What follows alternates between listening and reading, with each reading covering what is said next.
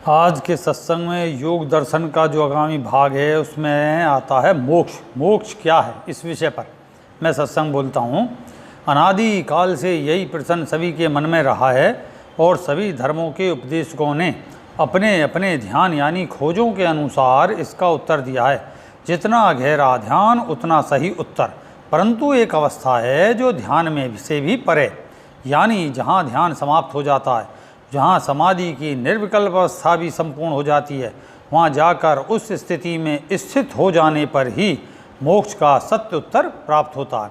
जिसे गीता में कृष्ण ने कहा है कि मैं अपनी प्रकृति को अपने वशीभूत करके स्वयं जन्माऊँ, तब इस अवस्था की प्राप्ति होने पर ही आत्मा अपनी परा अवस्था यानी परमात्मा की अवस्था पाने पर स्वयं जन्मा होकर मोक्ष को प्राप्त होती है।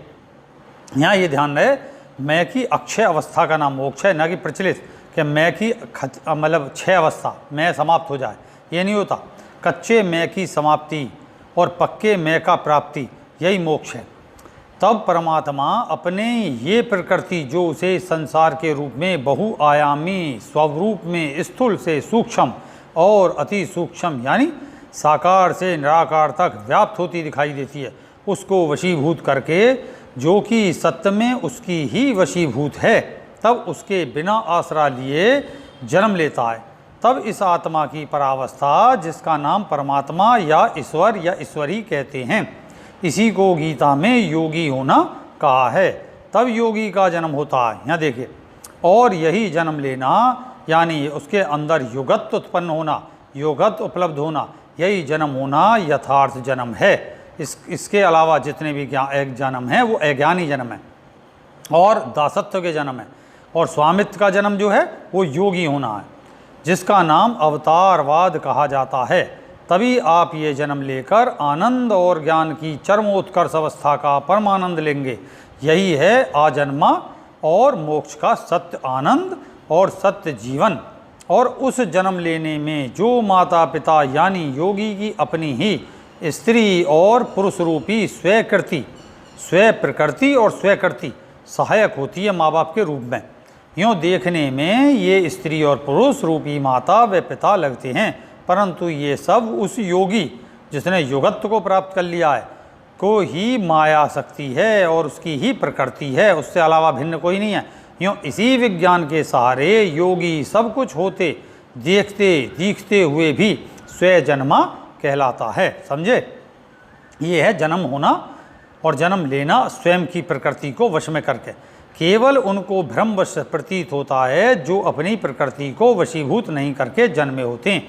वे सब के सब प्रकृति जन्मा हैं, यूँ उन्हें ये भ्रम बना रहता है कि ये योगी भी प्रकृति से यानी स्त्री पुरुष के संभोग क्रिया से जन्मा है, क्योंकि उन्होंने अनंत काल से प्रकृति जो कि उन्हीं की एक क्रिया शक्ति है, उन्हीं की एक योगिक शक्ति है, उसी का आसरा लेकर बारंबार जन्म और जीवन और मृत्यु के क्रम में जीवन जिया है।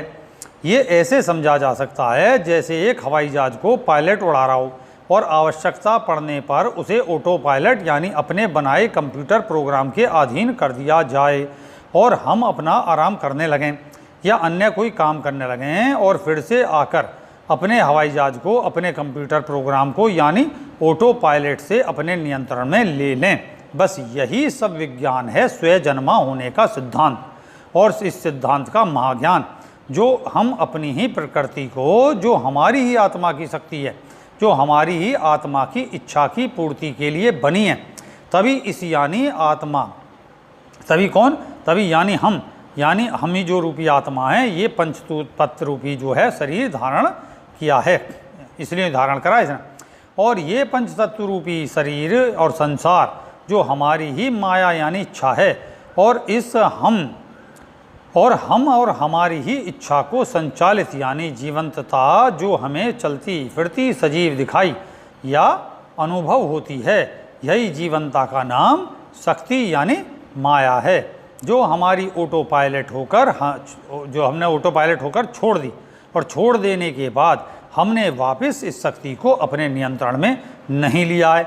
और अब करना ही क्या है, केवल अपनी ही शक्ति यानी इस माया और इस प्रकृति को जो अपनी ही है अपने ही नियंत्रण में लेना भर है। बस इतना योग है। योग माने जोड़ना, किससे? अपने से, अपनी शक्ति से, और अपनी शक्ति को जोड़कर विल और पावर, तब हम जो है मायातीत हो जाते हैं, माया हमारे वशीभूत हो जाती है। वशीभूत क्या होता? हमारी यही, जो हमें जितना समझ आता जाएगा उतना ही शीघ्र हमारे नियंत्रण में स्वयमेव आती जाएगी, क्योंकि वो हमारी ही शक्ति है, हमसे जन्मी है, ना कि हम उस शक्ति से जन्मे। यही ज्ञान पाना मोक्ष कहलाता है। अब इसका आज का जो विज्ञान है, इसी ज्ञान को हम सिद्धांत के अंतर्गत खोज रहा है। लेकिन मटेरियल जगत है ये, और हम किसी मटेरियल जगत के परस्पर संयोग और क्रिया से जन्मे हैं, यानी हम ये जो जगत दिखाई दे रहा है इससे जन्मे। ये खोज है आज के विज्ञान। तब उन्हें इस मटेरियल के अंतर्गत कण के खोजने पर भी समझ में नहीं आने वाला कि यह निश्चित ज्ञान है। यही विज्ञानवादी योगी, जो योग की उस अवस्था के, मतलब उस अवस्था में, जब उस अवस्था के ध्यान में पहुंच जाता, तो ध्यान में पहुंचते हैं तो उसे योग में संयम कहते हैं। धारणा, ध्यान और समाधि का संयोग जो है वो संयम कहलाता। ये एक अवस्था है, चित्त की एकाग्रता की बहुत ऊंची अवस्था है। ये जो अवस्था है संयम, 3 अवस्था से जो मैंने बताई उससे बनी है, जो सामान्य भाषा में त्राटक भी कहते हैं। नंबर क्या है त्राटक में? क्या है?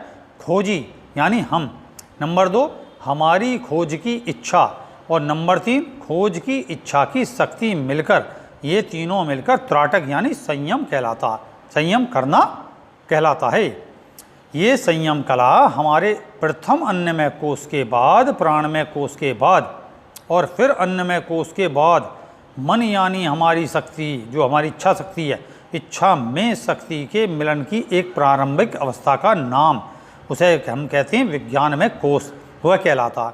इस विज्ञान में कोश यानी विज्ञान में शरीर में हमें अपनी ही आत्मा की अपरिमित शक्ति यानी माया जगत के दर्शन होते हैं। यहाँ पर पहुँचकर ही योगी पंचभूतों के, पंच तत्वों के स्थूल से सूक्ष्म और सूक्ष्म से अति सूक्ष्म अवस्था में होने वाले परस्पर पंच तत्व के मिलन को देखता व अनुभव करता है। तब क्या होता? तब वहाँ देखता है कि कैसे ये प्रकृति यानी अपनी ही इच्छा की शक्ति मिल मिलकर बार बार एक दूसरे से गुणन करती हुई, अनंत प्रकार के संयोग करती हुई, यानी अनेक संयोग करते हुए पदार्थ बना रही है, जो हमारे ही उपयोग के हैं, हमारी ही इच्छा से उत्पन्न हो रहे हैं। हमें अच्छा नहीं लगा तो हमें अपने पुनः संयोग को मिटा देती है, क्योंकि हमें अच्छा नहीं लगा तो हमारी इच्छा शक्ति है, तो वो उसे पुनः जो संयोग करा है एक दूसरे से योग करके उसको मिटाकर फिर अपने में समा लेती है। और यही अवस्था को विज्ञानवादी कहते हैं कि एनर्जी को नष्ट करने ही किया जा सकता, उसे रूपांतरित किया जा सकता है। यही है माया का खेल, जिसे योगी सिद्धियाँ कहते हैं, और कहते हैं कि उनसे, इनमें मत फंसो, इन्हें त्याग दो, इनसे परे जाओ। सच भी है कि जब हम अपने इस विज्ञान में कोश से परे जाएंगे, ये त्यागने का अर्थ है आगे बढ़ जाना, विज्ञान में कोश से आगे बढ़ जाना, आत्मा में स्थित हो जाना, सत्य में स्थित हो जाना, वहाँ फिर कुछ ऐसा नहीं है। तो उस विज्ञान में कोश से परे जाएंगे, आगे बढ़ जाएंगे, तब हम इसके पीछे कौन है? उस दर्शन, उसके दर्शन होंगे। वो दर्शन किसके हैं? अपने आप के। इस दर्शन होंगे, वही जो है कौन है? वही है हम, यानी आत्मा। यही पहुंचने पर, अर्थात यहीं पहुंचने पर हमें सबसे पहले अपनी आत्मा यानी अपने दर्शन होते हैं। इस दर्शन में हम यानी आत्मा के अहंकार सहित अवस्था के दर्शन के साथ अहंकार का अनुभव होता है कि मैं स्वामित्व हूँ, मैं स्वामित्व लिए हुए हूँ, मैं स्वामी हूँ। यही अवस्था के अनुभव होने पर हम अपनी आत्मा के समस्त अहंकार सहित अवस्था की प्राप्ति करते हैं। इसी प्राप्ति का नाम है देवत्व। इसी जो प्राप्ति हो रही है अब तक कि हम जो अपनी अहंकार को जो अवस्था सहित प्राप्त करते हैं, विल पावर के साथ उस पर अपने स्वामित्व को प्राप्त करते हैं, तब हम कहलाते हैं देवत्व। तो हम देवत्व अर्थात देवता। तो यहाँ पे क्या होती है? देवता होना। यहाँ पर हम अपने अन्य रूपों का जानकर, अन्य रूपों का जितना भी ज्ञान है उसको जानकर उनका हित करते हैं, यूँ हम देवता कहलाते हैं। पंच देवता यहीं बनते हैं। अपनी आत्मा के अहंकार रूपी पंच तत्वों व उनकी शक्ति पर अधिकार करने पर हमें पंचदेवों में किसी एक से, पंचदेवों के सर्वाधिकारी यानी इंद्र की उपाधि और अधिकार मिलता है। यही है माया जगत के त्रिलोकों पर अधिकार करना और परोपकार करना, और नहीं करने पर हम अपने कंचे, मतलब देखिए यहाँ जो कच्चा अहंकार है, उस कच्चे अहंकार यानी स्वार्थ भरे अहंकार के उपयोग के कारण हम दैत्य कहलाते हैं। ये सब अवस्था हमारे केवल आत्मा के दर्शन और उसकी कुछ ही इच्छा शक्ति के समझने पर प्राप्त हो जाती है। इसके बाद आता है इस अवस्था का भी त्याग, इस अवस्था को भी त्यागना पड़ता है, अर्थात आगे बढ़ जाना। मैं बार बार त्याग का बता रहा हूँ, त्याग का मतलब छोड़ देना नहीं है, आगे बढ़ जाना शब्द है। यहाँ हमें अपनी आत्मा की परावस्था यानी अनलिमिटेड अपरिमित इच्छा व शक्ति, अनलिमिटेड शक्ति और अनलिमिटेड क्रिया व ज्ञान की एक संयुक्त अवस्था के दर्शन होते हैं, जिसे परमात्मा या ईश्वर कहते हैं। जिन योगियों ने इस अवस्था का दर्शन मात्र किया है, वे यहाँ देखते हैं कि मैं मतलब वो खुद जो ये सब देख और अनुभव कर रही है, आत्मा कर रही है, कर रहा, तो वो इसी अवस्था की देन है, जिसे वो भ्रमवश ये समझते हैं कि मैं इसी से जन्मा हूँ। वो देखते हैं कि मैं इसी अवस्था से जन्म ले रहा हूँ और इसी अवस्था में समाहित हो रहा हूँ, तो वो इसी में से सृष्टि और फिर इसी में लय मानते हैं। इसलिए वो सोचते हैं कि ईश्वर में से मैं आ रहा हूँ और इसी में जा रहा हूँ, इसी में लय और मेरा इसमें प्रलय है और इसी में से मेरी सृष्टि है, तो मैं इसी में जन्मा हूँ। ये मेरे पिता और ये मेरी माता। यही मंत्र साधना यानी स्त्री तत्व या पुरुष तत्व के ज्ञान से पाई अवस्था मंत्र कहलाती है, यानी मन की तिरवस्था मंत्र है। और यहीं से अनेक अनसुलझे धर्म उत्पन्न हुए कि हे पिता, हे माता आदि संबोधनों से युक्त धर्म ग्रंथों का जन्म हुआ। यहाँ सभी की पहुंचकर समझ में आ रहा होगा क्या सत्य है जो मैं बोल रहा हूँ। तो इस अवस्था को जैसी सुनोगे तब तुम्हें समझ में आएगा कि क्या हुआ, एक स्टेज है ये सब। तो तब आगे बढ़ने पर हमें पता चलता है कि मैं अब इस परावस्था में समा जाता हूँ, यानी अपने में ही समा जाता हूँ। इसी को महाशून्य यानी निर्विकल्प समाधि कहते हैं। तब इस निर्विकल्प समाधि के बाद अपने सत्य के दर्शन अनुभव के साथ स्थायी होता है। ऐसा प्रवेश होना, प्रवेश के अंदर मध्य में जाना और मध्य के बाद उसमें स्थिर होना और फिर वो स्थायी अवस्था प्राप्त होनी, ये है, ये अवस्था पानी है। ऐसी अवस्था निर्विकल्प समाधि में भी, ये नहीं कैसे निर्विकल्प समाधि होगी।